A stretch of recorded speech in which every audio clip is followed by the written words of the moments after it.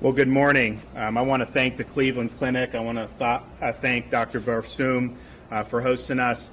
We have been working with the Cleveland Clinic throughout this, and we've really appreciated the advice, the counsel, and then the insight of what's going on the ground.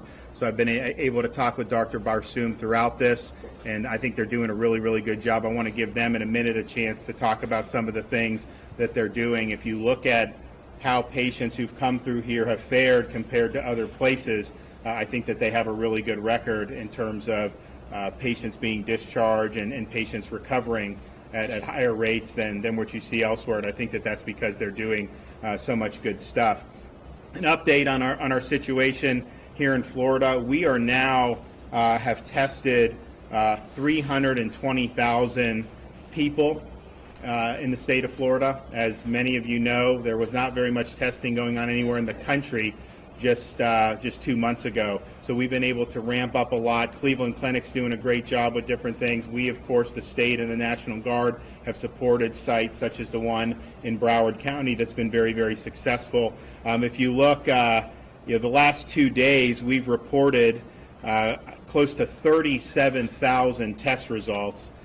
We've had under 2,000 positives out of that, and so in terms of new cases, because there are people that test positive when they're in isolation, they need 2 negatives to get out, but in terms of the new cases. So what we're seeing is the percentage of people who are going into test that test positive is declining. Florida already had a pretty low percentage. Some of these other places throughout the country have been as high as 50%. Some of them are still 30%, 25%. Here, if you look at the last week, the average positivity rate for new individuals was about 7.5%. So that's a good sign that things are going in a good direction. And of course, if you look at the hospitalizations, we are at the lowest number of patients in the ICU statewide today than we have been certainly for the last week. I think probably maybe for the last 10 days.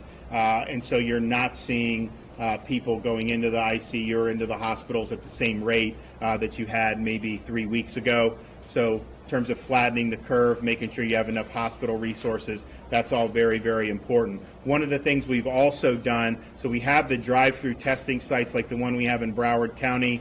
We've done 2 in Palm Beach that we've supported with the Florida National Guard, 2 in Miami-Dade, Jacksonville, Orlando, and then we've supported with supplies a number of testing sites throughout the rest of the state. But one of the things we figured out was not every community was accessing the testing in a uniform way. So we created walk-up sites that are mobile, where you can go in particularly to underserved communities and be able to administer tests on a walk-up basis. I mean, not everyone has a car that can go through a drive-through testing site. So we started that in Jacksonville in conjunction with the University of Florida. We've done a couple sites in Broward, Palm Beach. We have Hillsborough, Orange County. We're going to continue to do it. So those walk-up sites just in the last week have done over 4,000 tests, which is very good. The other testing that we've really ramped up is, we know the nursing homes have been the #1 place that's been at risk from the beginning. That's why we made sure all the staff were screened, required that, banned the visitors from going in, requiring wearing personal protective equipment. And the state of Florida alone has sent millions of masks just for our long-term care facilities and nursing homes. So we did that. You did have some nursing homes that didn't follow and allowed sick people to come in, and there were negative results from that. You had other situations where an asymptomatic staff member passed the screening but then spread it to the staff and eventually to some of the residents. So we wanted to figure out a way where you can preempt that. So a couple weeks ago, I created National Guard strike teams to go proactively into nursing homes and assisted living facilities. These are 4-man teams. We now have 50 of these teams operating throughout the state of Florida. They've already done 5,000 tests. I think you're going to see that number increase. But if you see signs of an outbreak, then you can contain it, you can isolate who needs to be. So I think it's a way to protect our most vulnerable residents, and we've been really intent on doing that from the very beginning. Going forward, there's going to continue to be a need on testing. We have contracted with 2 different of these labs that can do high throughput testing. So that's 18,000 samples that we'll be able to submit to these 2 labs a day. We're promised a 24-hour turnaround, but 24 to 48. I've been doing this now long enough that I know when they lab tells you 24, sometimes it's not 24, but we think we can get it in a reasonable amount of time. So that will be able to allow us to expand capacity even further. And then I've also ordered the Department of Health to buy high throughput machines for our state labs. We have 3 state labs, Jacksonville, Tampa, Miami, and they do a good job, but they're only processing hundreds of samples a day is their maximum. We want high throughputs so that we can do significant amount in the state labs. That would be, if you're in southern Florida, we take it every day to the Miami lab, run it through, and then hopefully be able to get a result the next morning. And so those are set to arrive later in the month of May, but we think by the summer we would like to have that set up. So you're looking at 10,000 samples a day just in the state labs in the state of Florida. And also with expanding testing, I ordered the Surgeon General yesterday to allow pharmacies the authority to, if you're a licensed pharmacist, to be able to administer COVID-19 testing. And so we think that that could be a convenient way for people to have additional access to testing, particularly as we move forward in dealing with this pathogen. We have now been confirmed that we will have the antibody tests that the state has ordered. There's a company that has them FDA approved. They agreed to sell them to us. They said we're going to have to send to New York first because they've had much worse problems in New York than Florida. But we are going to get the next shipment, and that's due May 1st. If you look at the University of Miami, they were able to do a study, which I think was very important, trying to identify the extent to which people in the population have antibodies, which helps inform us about the risk of hospitalization, the death rate, and really get a true sense of that. So I think it's really, really important. And I'll mention, and I'll let Dr. Barsoom talk about it, but they're doing a lot of this plasma therapy. So people that have the antibodies who have already gone through and recovered from the illness, they have an opportunity to donate blood, and then people at the Cleveland Clinic and other places, they can use that for treatment. And we think that there's some positive signs with that. Of course, one of the main reasons why we've done these measures, the mitigation measures and the social distancing, is to flatten the curve, particularly to protect hospital resources. We're right now statewide, the available number of hospital beds is 41% of all beds are available right now. To put that in perspective, that's significantly more availability in both the regular hospital beds and in the ICU beds than we had before the pandemic began statewide. So I think part of it's for the work of places like the Cleveland Clinic, part of it the people of Florida doing the right thing. With the curve flattening, you have availability. We don't have the resources being taxed like you've seen in some other states throughout the state of Florida. I'll remind everyone you can text FL COVID-19 to 888-777. Again, FL COVID-19, 888-777. I wanted to give Dr. Barsoom and his colleagues an opportunity to talk about some of the things that they've done at the Cleveland Clinic, and then when they're done, I may just ask some questions, have a conversation, because he's had some great insights along the way. And, you go back 6 weeks, there were a lot of people in his position that were saying a lot of things. Some of them were just dead wrong on what they were saying, and I think everything Cleveland Clinic, when we would ask how things are going, it was all based on hard data, facts, and rigorous analysis, and that was why we really appreciated getting the counsel for them. So please take it away, and we'd love to hear what you have to say. Thank you so much, Governor. First, let me thank you for being here, and thank you for your leadership throughout this crisis.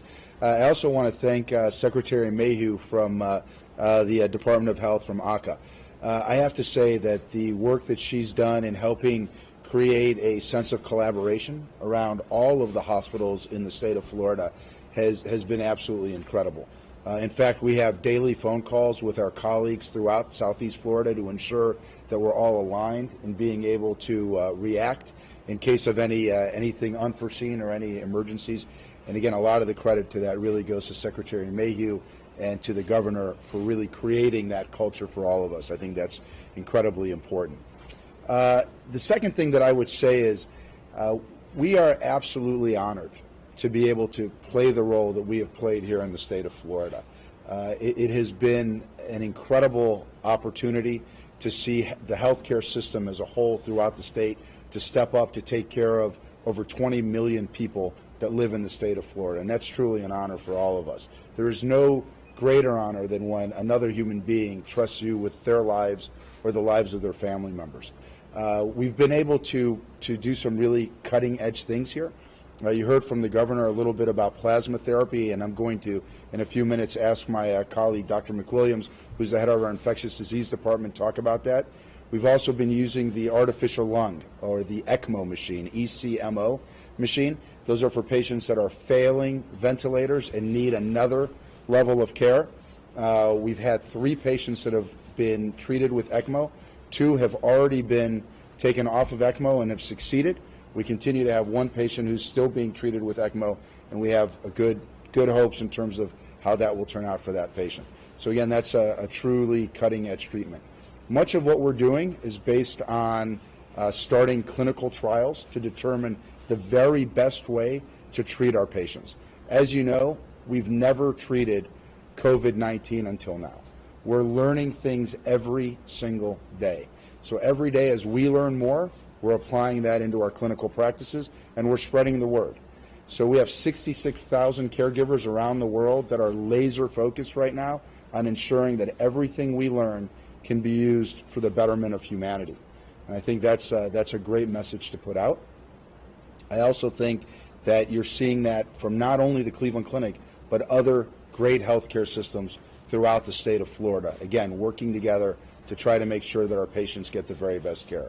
The last thing that I'll mention was that we did announce earlier this week the Global Center for Evolving Pathogens, which is going to be headquartered right here in our own state up in Port St. Lucie, right across the street from Cleveland, right across the lake from Cleveland Clinic Tradition Hospital in the new Cleveland Clinic Florida Research and Innovation Center, as well as up in our campus up in Cleveland.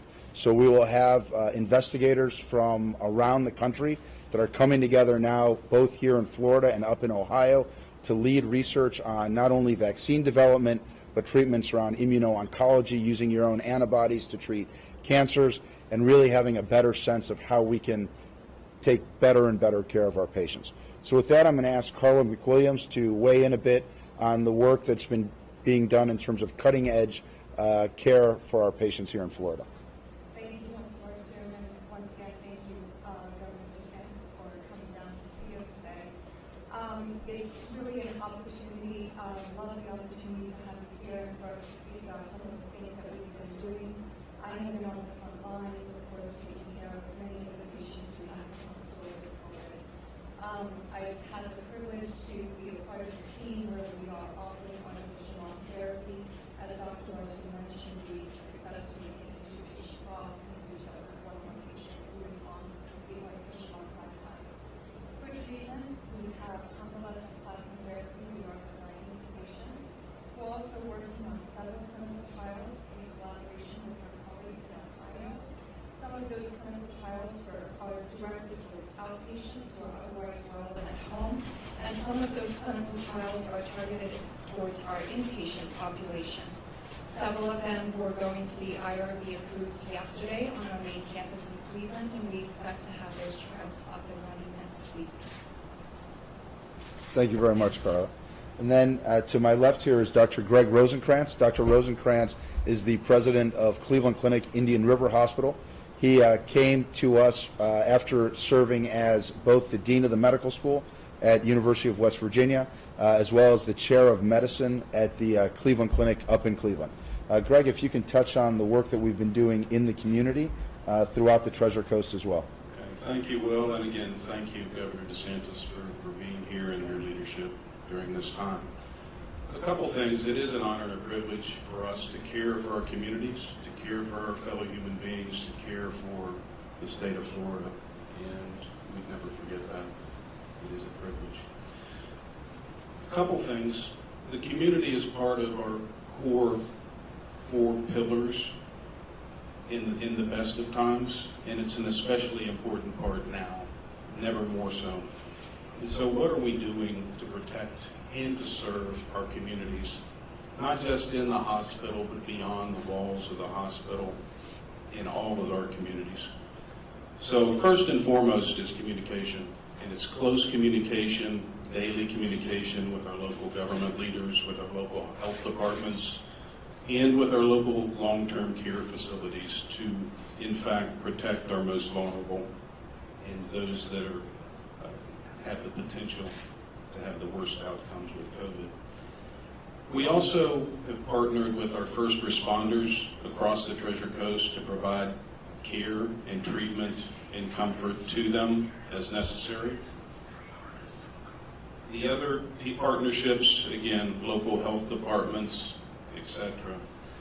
We will be available and we will flex our hours as necessary, as we have done already, to serve our communities, to be transparent with our communities with the data and the statistics that are there, and to serve them as the needs may arise. So again, the community is one of our 4 care pillars in the best of times, and it absolutely is a focus today. Thanks, Greg. Last comment I'll make, just on behalf of my colleagues here, as far as medical professionals go. You know, one thing that I do think is important for everybody to recognize is that it's never happened in any of our lifetimes that we have reversed a viral quarantine. So what we're going to be seeing here over the next several weeks and months will be educational to each of us every single day.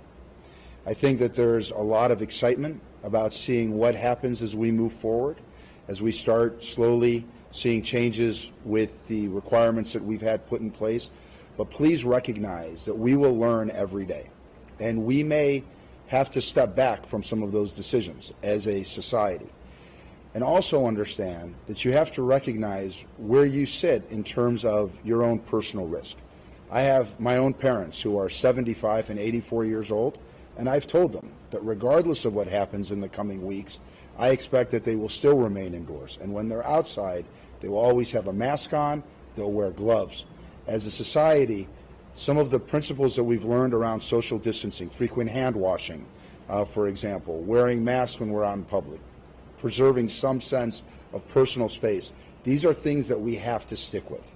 So recognize that just because you can do something doesn't mean that you should do something.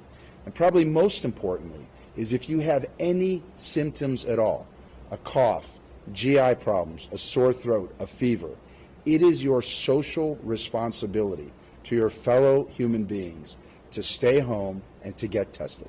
So even if you have the opportunity to go back to work, if you are sick, you need to say something about that. That it is just too much of a risk to allow our fellow humans to get sick because somebody doesn't want to say something about it. So please take that advice seriously.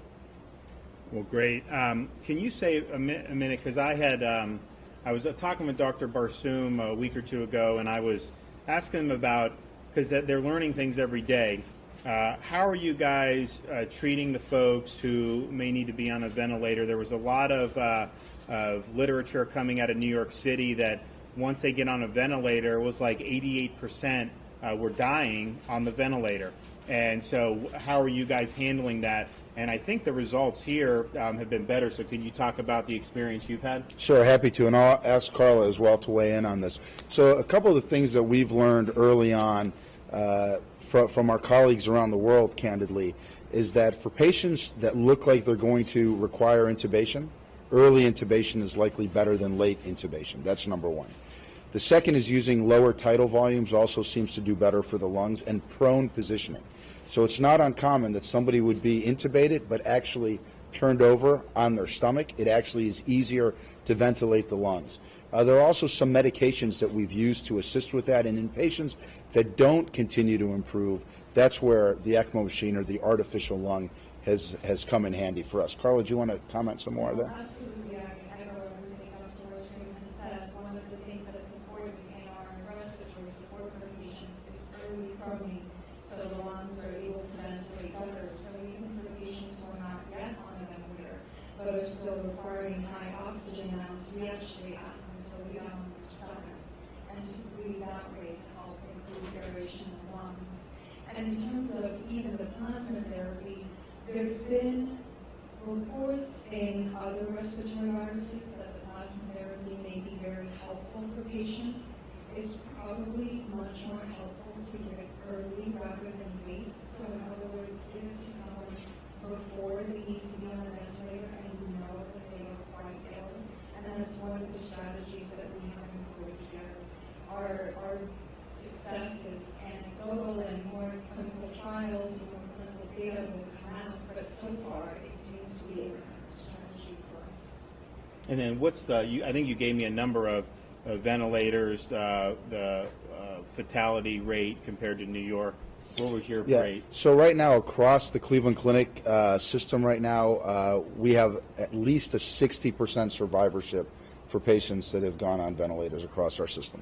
And I think New York's was, what, 88% were fatalities, or at least some of the numbers that have been very, very high numbers coming out of New York. Can you just talk about kind of the trends you're seeing? I mean, obviously, we were prepared for kind of a peak, and we did see, more people coming. Now we're in kind of a different posture.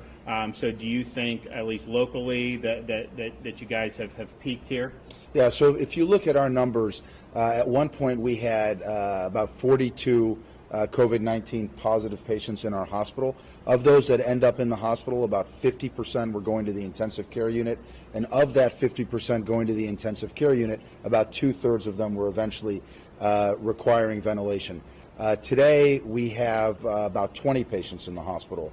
So we are clearly seeing patients improving and going home and getting back to their lives, which I think is an incredible thing to be confident of. As well, if you look at some of the data across the state, we've seen a significant decrease in the percentage of new patients each day over the course of the last 2 weeks, as well as the number of deaths per day over the course of the last 2 weeks. So when you look at principles of quarantines and reversing quarantines, that's one of the first things that you want to look for, is that over at least a 2-week period, you're seeing a consistent decrease in the number of new cases and the number of deaths each day, and I'm happy to see that we are seeing that. Can you speak a little bit? I think when this coronavirus first became an issue, I think actually a lot of people in February, I remember, were downplaying it, saying that it was not such a big deal. Then something changed. There was a lot of particularly media attention on it, and I think that people got really, really scared. I mean, it's fear of the unknown. Obviously, when you have a pathogen that there's not a verified treatment for, much less a vaccine, and so I think people have been very, very on edge with this, and more on edge than I would say people were after 9/11 even, or the financial crisis. I mean, it's been a real, I think, a shock, and I think it's caused a lot of people to get scared. And one of the concerns I have, and I think that you guys have seen this, is as the coronavirus has become the all-encompassing issue, you're not seeing as many people come to the hospital with stroke symptoms or heart symptoms. Now, maybe magically people just aren't having heart attacks anymore, strokes, but I think part of that is people don't feel comfortable coming in to the hospital because of fear of coronavirus. So can you speak to some of the fear that's out there and talk to people who may have symptoms of other diseases about, is it a smart thing to not seek medical attention? Sure. I think that's a great question, Governor. So the first thing I would say is, you're absolutely right. I think the biggest fear is the fear of the unknown. And, here in the United States, and specifically here in Florida, we had some very real advantages over some of our colleagues around the world. We knew that there was a novel virus and that it was likely coming. We knew what that virus was. We had some of the basic statistics around that virus, and we had the opportunity to gear up, to be prepared for a potential surge if in fact it was going to come. So really kudos goes out, I think, to all the healthcare professionals throughout the state that were ready to ramp up if we needed it. It's nothing short of monumentous, to be perfectly candid, that we didn't see the big surge that many of us were being prepared for. I think it really speaks to the fact that people took the idea of social distancing and quarantining seriously, that they took it to heart and they stayed away from others, that people got tested when they had symptoms, and that has put us in a much better position today.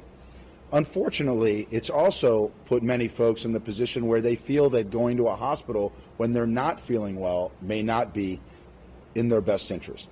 I want to tell you that every hospital has taken incredible efforts to ensure that our hospitals are as safe as possible. If you look at a study that just came out last week from our colleagues up in Cleveland, they've shown a 38% decrease in patients presenting to the hospital with stroke and heart attack symptoms. Now, the reality of it is, if you're a data-driven person, you would think that the incidence of people having heart attacks and strokes has likely stayed the same. That means 38% fewer patients are seeking care. That's a problem. We need to make sure that people understand that our hospitals are as safe as they can be. We check the temperature of every person that comes into any one of our sites. We have masking in our hospitals for everyone when they're patient-facing or working with other colleagues within a 6-foot area. We test all of our patients before any procedure, and every patient that gets admitted to the hospital is tested. Carla, do you want to just touch a little bit on cohorting, how we make sure that we're not mixing COVID-positive patients and COVID-negative patients? I think that's important. Yes, absolutely. Thank you, Dr. As Dr. Borstein said, we're very, very concerned about patients that have other conditions not coming in to seek care and the potential downstream consequences of that. And just to reassure the general public, our hospital, along with every other hospital, has gone through great lengths to create what we call cohort units. And what that means is all patients with COVID are put in a particular area of the hospital with dedicated staff. We have environmental cleaning done on a very consistent basis that essentially excludes or removes any risk to any of the other patients who may be on other floors or in other areas. Again, it's not just Cleveland Clinic that's doing this, it's every other hospital in the country, and I think the general public needs to feel safe, and we are able to provide that care. We don't want people who are ill to stay home and not seek medical attention when it's necessary. Well, thank you. In terms of, you spoke a little bit about going forward, some of the things that will be important. As people start to, and look, this is going to be a slow process, but as people start to transition, what do you think are some of the important things for people to keep in mind just in their daily lives if they're going to work? I mean, I think one thing that's going to be interesting in all this is, we've had a lot of businesses operating. I mean, these quote essential, some of them have gone to 90% telework. And I think what they have found is they could still get an awful lot done doing things like telework, where you're not having density in a workplace, but you're still doing what needs to do. Now, obviously, every employer, depending on what they're doing, just doesn't have the luxury of doing that. But I think you're going to see business practices having gone through this. There's going to be things businesses were doing just 2 months ago that they're never going to go back to. Some of the business travel, they haven't done it now in a month and a half. And if they're not missing a beat, was that really necessary? So I think you're going to see a lot of interesting things in terms of going forward, businesses who went through this process and understood, hey, there's ways that you're able to do it. Now, there's different studies that have come out about the transmissibility of this thing, but I think most of them point to if you're in a close, sustained contact with someone that's infected, usually in an enclosed environment, that's kind of the most risky situation. So if you're going to 90% telework, you're eliminating that density, and I think that's made a big difference, even for the businesses that continue to operate during this time. But I'll let you guys weigh in. Yeah, absolutely. These are all excellent points. Whatever can be done remotely in the same way that it would be done in a close proximity probably should stay that way, at least for the very near future. And for those people who do return to the workforce, that social distancing and those rules still need to apply, which is greater than 6 feet. We need to be wearing universal masks as we go back to work, and folks need to understand if you develop symptoms of illness, it is our public duty and our inner right. We have to protect the integrity and the health of those who are around us. People need to know not to go to work ill and to seek testing and medical care when necessary.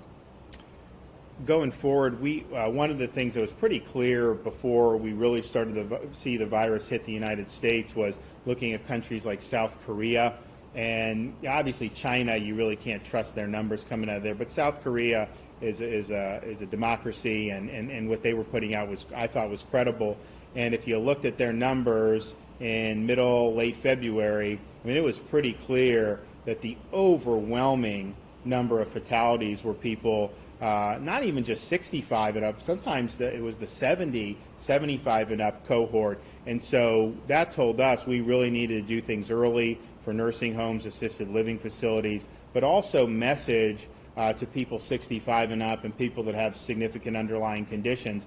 Avoid crowds, stay home as much as you can. And that was part of our strategy very early. Looking forward at those groups that are higher risk, the elderly and people who are 65 and plus. And obviously we could still have orders in place on them, but just aside from that, what would your advice be to folks who fall in some of the higher risk groups? Stay home. You know, this virus overall, as everyone knows, the mortality rate is not that high, but out of the people who do develop severe illness, a need for a ventilator, or eventually succumb to the disease and pass away, almost all of them have underlying health conditions or are elderly. And so until we are positive that cases have really gone down and we've gotten ahead of this, the people who are at the greatest risk should continue to stay home and minimize their risk and interaction with others. That is the responsible thing to do for your own health and safety. One of the things Cleveland Clinic's been great at is, obviously Florida, I mean, we're God's waiting room, we've been called. I mean, we've obviously got a lot of facilities for senior citizens throughout the state. And I knew we had a lot, but until I was surprised at the sheer number.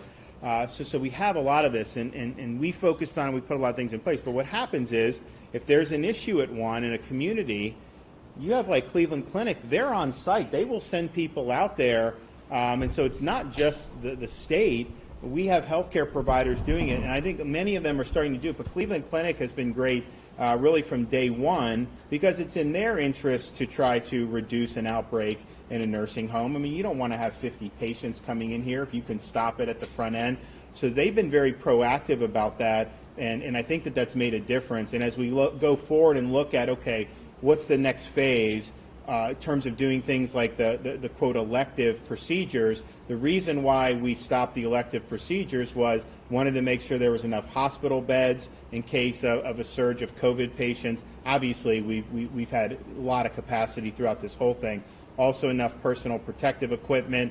They have models about PPE usage that they use. So we want to make sure that the providers have that. But then one of the other things that we're going to ask them to do is, like, if you're going to do this elective procedures again, we want to make sure that you're part of the solution to help safeguard our most vulnerable populations. Cleveland Clinic's already doing it, but we want all the hospital systems throughout the state of Florida to be on board for that as well. I think we can take a few questions. Anyone have any closing comments before we take questions? I would just say again, I mean, I think that at this point in time, first of all, any loss of human life is tragic, and you know, it's early, obviously, to you know, state that we've won this, that we're victorious. There's still a lot ahead of us where we will learn every day.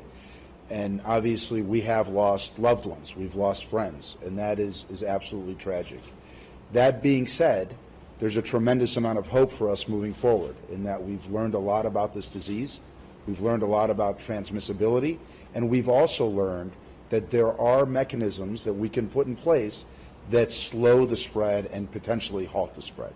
That, I think, is a great message to recognize. So moving forward, taking all of these things that we've learned will continue to play a role for us every day moving forward to ensure that we minimize that loss of life, and at the same time recognize that there are other folks that are sitting at home right now with medical problems that need care that we can take care of. So it's clearly a balancing act, and I think it's going to be a process of getting through it and learning about it, but I do believe that we'll be victorious altogether. Great. All right. Yes. Governor DeSantis, Yes. you said that this week Florida flattened the curve, and I came here hoping to ask you what's your evidence of that. It sounds like you started with some of that. I wanted to ask you if that's the case, and also if Florida was looking to do anything like Pennsylvania, where they're saying that they're not going to live social distancing until there's fewer than 50 people per 100,000 who test positive. So, well, I think the evidence. I mean, you look at the hospitalizations. I mean, we have less in the ICU. I mentioned, and then if you look at our testing positive rate, the last 2 days we've had results for almost 37,000 tests, and we have basically 2,000 positives for new Florida cases out of 37,000 tests. So if you compare that to some of these other places in the country where they're at 20%, 25%, that is like 6 or 7% positive, and we've seen that declining there. I think it's important for people to realize we've done more than most states to expand testing in areas that did not have access to, with our walk-up sites, with our National Guard strike teams, our drive-through sites.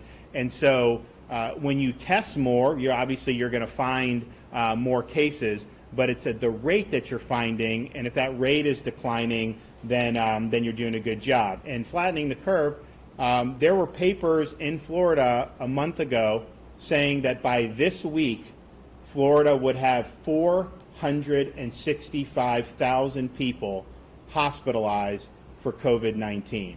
And the fact of the matter is, this week, the number of people who've been in the hospital has hovered around 2,100 people, not 465,000. And so the fact that we have huge medical resources available, we have more space in available beds today, more ICU beds available today than before the pandemic began. That flattening the curve is all about making sure that the disease doesn't overwhelm the hospital system. And obviously we did a lot of things to make sure that we were protecting against that. But the fact of the matter is, we have a lot of space.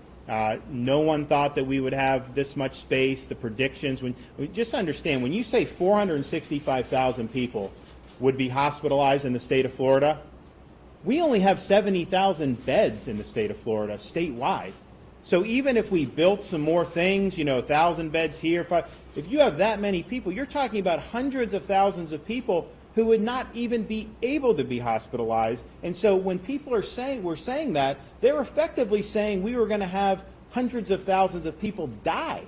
Because if you don't have the ability to put them in a hospital and they're sick, in excess, other people not with this. So that's where the predictions were. Here's where we are, where we have a lot of space available, and that was the whole purpose of doing mitigation to begin with. Yes, sir. Governor, you had just mentioned certain procedures. When would you expect to get the okay and those prevents MRIs or even some outpatient procedures? So as I think many of you know, we've had a task force meeting all of this past week about every possible issue moving forward: health, medical system, agriculture, business, you name it. And we had a great, robust discussion with some of the doctors, some of the hospital executives this week about that. Look, as I've said before, if you have enough space that can handle COVID, we hope to not see any uptick. but you could have an outbreak somewhere. And so if that happens, would you be able to handle it?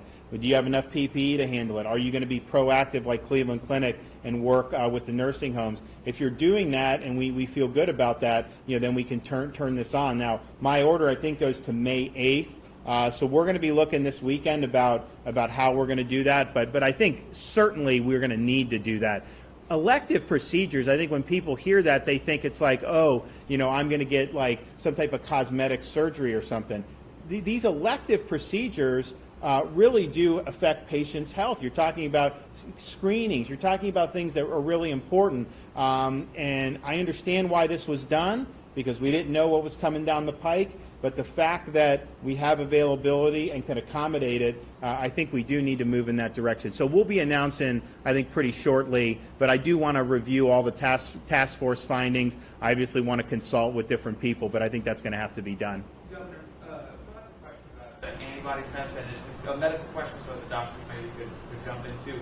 But are these tests looking specifically for the antibodies that are triggered with the coronavirus, or just any antibody? Well, I think the Miami one was specifically the coronavirus. But it's a good question, because there are antibody tests that will just tell you if you have antibodies for any coronavirus. So there's a coronavirus that causes the common cold, for example.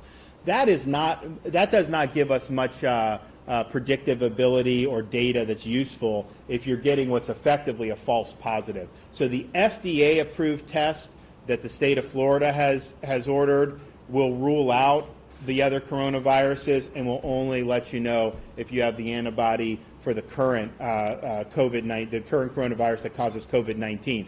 And that's very, very important. I think Stanford, LA County, University of Miami, these studies we've seen, I think that their tests did distinguish between those two things. And obviously if they don't, then there's not a lot of validity to the test. But I think what they showed is, in varying degrees, exponentially more people having the antibodies than have actually tested positive. And it seems like the overwhelming majority of the people that had antibodies never even had symptoms. And so that's saying that this thing was more widespread than we had thought. It's not even that they weren't getting tested. They had no reason probably to think they needed to get tested at the time. But the larger that denominator of people with the antibodies is, the lower the overall hospitalization rate and the lower the overall fatality rate of the disease. And so the more antibodies that we determine, I think it's a good news. Some people say, oh, well, that means there's people that haven't been tested and positive. But I think it's much better news than that, because I think it shows that for the vast majority of people who acquire this, not only are they not going to end up in the hospital, not only are they not going to end up dying, they may not even know that they have it. Now, there's a negative to that, because if you don't know you have it and you can spread it, then it makes it difficult to say, okay, if you're sick, don't go to work, as if that's going to solve it, because someone may not be sick and they may be able to. And we've learned now, I think, there's people that go in for COVID who never have a fever.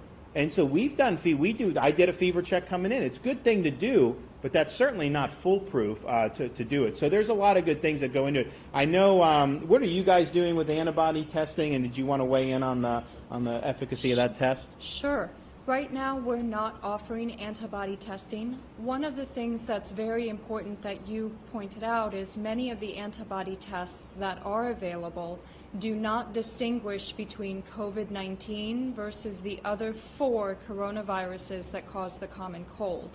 If you're going to use a test on a mass scale for population-based screening, you need a test that is essentially 99.99999% sensitive, meaning you're going to pick up every single infection that occurred, and you need it to be 99.99999% specific, meaning that you are almost 100% certain if you detect a positive result, you are looking at a true positive, and it is not cross-reacting with those other 4 common coronaviruses. A lot of places are making these antibody tests and doing everything that they can to get them up and running. But right now, at this time, we have not implemented antibody testing for that reason. Well, we're going to one of the reasons you do it is to get a sense of the prevalence of the disease, get a sense of the true lethality of it, but also just in terms of the uses of it for healthcare workers, for example, people that work in nursing homes. If you have the antibodies, you're less risk. And I think there's a debate about, how long does this immunity last for? But clearly, if you have the antibodies, you're going to be less of a risk working with vulnerable populations. So that's a great thing to know. And then even just normal workforce, I think it's a good thing to know. Yes, sir. Governor, good morning, and thank you for joining us this morning. I know your schedule's busy. I want to commend you on allowing the Cleveland Clinic the opportunity to bring such great information. Very vital, and I'm sure if I got sick, this is where I want to be. I want to let the medical information come out first before my question. And my question is, do you feel you should have been transparent with small businesses in Florida that there was 1,000 or less small business bridge loans available? Thus, you let down 95% of the businesses that applied, which resulted in about 1.6. Yeah, no, that's not true. So It's about 1.6. excuse me. All right, listen. So what we did was, okay, I'm going to answer your question. So stop. So what happened was Congress was doing this PPP. So that was really the best loan program because you get the loan. It's not really a loan. It just gets forgiven. And so they were debating it, but we know how Congress works. So I needed to figure out a way, how could we do some type of short-term thing to get people who were just in dire straits. So we did the $50 million. I announced it at $50 million. I don't know why anyone would think it was anything other than that. That's what it was. And we offered that. Now, that does have to be paid back. It's a very low interest rate. The federal PPP is better. There's just no doubt about it. So the goal is to throw that as a lifeline until we got to the PPP. Now, what happened with the federal PPP is it ran out of money. And they knew it was going to run out of money, and they did this song and dance with it in Congress, and then they finally now have replenished it. There's obviously been hiccups with the program, but our $50 bridge loan was $50 million, was advertised as 50. We said this is not going to solve every problem. We understood that, but we knew that the PPP was coming down the pike. Governor, with all due respect, All right, that's enough. not very valid, though, if you don't mind. Yes, sir. Governor DeSantis, you mentioned that the state has purchased high throughput machines for the Bureau of Public Health labs. According to all the epidemiologists, we're going to need a big infrastructure capable of testing. Is this a path towards that? Are those PCR machines? Yeah. So these are big high throughput machines. So we have, as I mentioned, we're doing testing anyways in the labs. Now they only do so much. They each do 900 samples a day, which is actually helpful for doing a lot of other things. But when you're talking about mass testing, obviously it's not enough. We send different things. The hospitals have their own labs. Many of them do, so they run tests. You have private labs that have been doing things like Quest and LabCorp. And so that has led us to do 300,000+ tests. I mean, we got in just the last 2 days, as I mentioned, about 37,000 test results just in 2 days. You look, there are states out there who haven't even done 20,000 tests for an entire state. So that's a lot of tests, but we want to be able to expand capacity more. So the contracts right now in place allow us to do 18,000 samples. Now these contracts are just now been signed. We got to establish the process to get the samples there. So that'll be 18,000, and then the high throughput would do an additional 10,000. It's, you hear different things about how many tests are going to be needed or not. I can tell you this: we've run these 7 drive-through sites, either direct support or have the National Guard run them, and we have seen a declining demand to go in. When they first came, there was a certain amount, and then it has kind of gone down, even as the criteria was expanded. Initially, when the test strips or the collection swabs were in such demand, we couldn't guarantee that we could test every single person with symptoms because we had to focus on the people that were most at risk, the 65 and up. But then as we went through that, as the demand waned, we expanded the testing criteria. So now, if you're 30 and you have coronavirus symptoms, you can go through these sites. And I think that's good. So having this additional capacity is important. But these sites do have more capacity right now, and I view that actually as a good thing, because you look at a place like Duval County. We've had the site there at the football stadium for a long time now, and it was 65 and plus with symptoms or underlying condition, healthcare workers, first responders. They didn't have enough people going through, so then they expanded the criteria. And look, if there's not demand for it, that may mean that there's not a lot of symptoms running around the community. So we viewed that as a good sign. Governor, just one more. Yes, sir. What about the concept of the reopening process?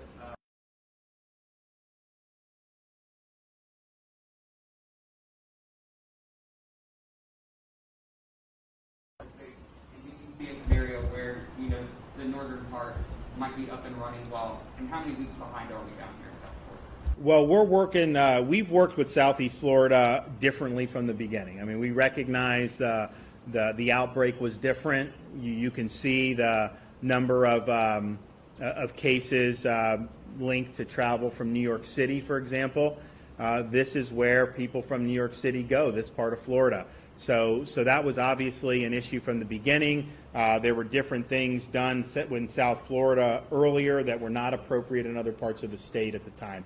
And so I think you continue to view it. You look at right now, we still have 60% of the cases emanate from 3 counties in South Florida. They're 29% of the population, but yet 60% of the cases. I think over 60% of the fatalities, and I think over 60% of the hospitalizations. And so, of course, you keep that in mind. At the same time, you look at that phase 1 that the president has laid out. It's not terribly different from what we're doing now. I mean, it's not like there's not going to be a huge change in phase 1 if you look. Some of the things that they have on there, like, social distancing at like a sports arena, we're not doing in-person sports yet, no matter what. I mean, that's just not going to happen in May. I've been very vocal about trying to get UFC we have coming, WWE, Tiger Woods, and Mickelson, but that's all under the understanding. That's for TV, so people have some content. Obviously, those are, having relationships with those entities. I'd like them to come do big events here when the time is right, but that's going to be far in the future. So you're not going to do that. Another thing in phase 1, they say movie theaters with social distance. I'm not there yet on the movie theaters. I think it's an enclosed environment. You're much better off being outdoors than in an enclosed environment for this. That's just the reality. We don't have evidence of major outbreaks from outdoor. Doesn't mean it can't happen. Of course it could. If you had a big concert, everyone was piled in. But if you're going out for a run or doing that, whereas if you're in an enclosed space for a couple hours, it's just a little different. So I'm not that keen on that. They talk about elective surgeries. Obviously, we're moving in that direction. They talk about keeping the bars closed. We're going to keep the bars closed. So there's not a huge leap for phase 1, even in South Florida, I think. But of course, we're going to be consulting, and we're going to do it all based on data, kind of where trends are. I have talked to Dr. Barsoom, though, about some of these things. When you have restrictions, that can produce density in certain places. So, for example, we've seen images of people like piling into Costco or some of these other places. You have a better chance of catching coronavirus, most likely, at a supermarket than you do walking your dog outside. And so if you look at something like a restaurant, if you had limited seating outdoors, would that reduce some of the density from the supermarkets? It may or may not. These are things that we're thinking about. But I would say phase 1 is a very, very small step forward. And I think the prudent way to do it is to be very methodical about this, be very data-driven. I'm not in a rush, to do anything. I would rather do it right. And as Dr. Barsoom said, this is unprecedented in modern American history. Even the Spanish flu, they didn't do this. They did school closures, they staggered workplaces, they stopped big events. They didn't have a nationwide effective quasi shutdown like we've had in this country. So people, we don't really know what's going to happen going forward. But I think being judicious, I think really focusing on safety, and making sure that what we're doing is based on the facts and that we're constantly evaluating. And it may be the situation where some part of the state or even a community there's an issue, and then you can make decisions to try to deal with that. But people should just know that we're in uncharted waters here. Nobody knows really what's specifically been effective or not, and no one knows what's going to be effective or not going forward. We think we may know certain things, but you got to be willing to constantly reevaluate everything that's going on. Okay? What? There is, I don't know how big they are because I haven't seen pictures or been there yet, but there are some protests, I think, this weekend, the reopened Florida ones. Your perspective on those? I haven't seen very much on that. I think that people who want to see Florida go, I think a lot of them appreciate that I've been very measured on this. I've treated different parts of the state differently. What we're trying to do and what we've tried to do is to reduce the type of contacts that would lead to the transmission of the virus. But what that means is you don't arrest somebody for planting seeds in their yard. You don't, when they had them drive-in church service in one state, people didn't even leave their cars and they were getting tickets for that. That's unacceptable. We're doing this in a way, I think, that trusts people, that understand people should be treated with respect. And so I think you haven't seen the type of backlash here that you've seen in some of these other states. Because think about it. What right does government have to restrict you if it has no relationship at all to fighting an infectious disease? And some of this stuff that's been done, I think, has no real relationship to doing it. And so anything I've done, I think the folks locally here in Broward and Dade, when they've had to do things, I think they've focused on, okay, how do you, what can you do that would limit the spread of the virus? But beyond that, we don't really have, I don't think, legitimate authority to be doing it. And so I think some of these places that really got carried away, I think it spawned a backlash. And I think in Florida, I think people, it's been tough. It's been real tough. You talk about kids being out of school for working parents. You talk about people losing jobs like we've never seen before in this country or in this state. This has been very, very difficult for a lot of people. And of course, someone may end up contracting this virus.